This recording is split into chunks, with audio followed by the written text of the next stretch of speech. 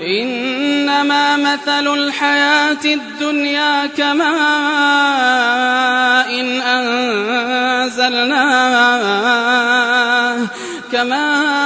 إن أنزلناه من السماء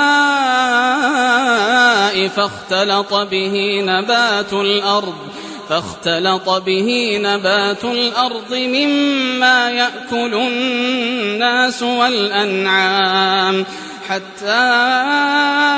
إذا أخذت الأرض زخرفها وزينت وظن أهلها أنهم قادرون عليها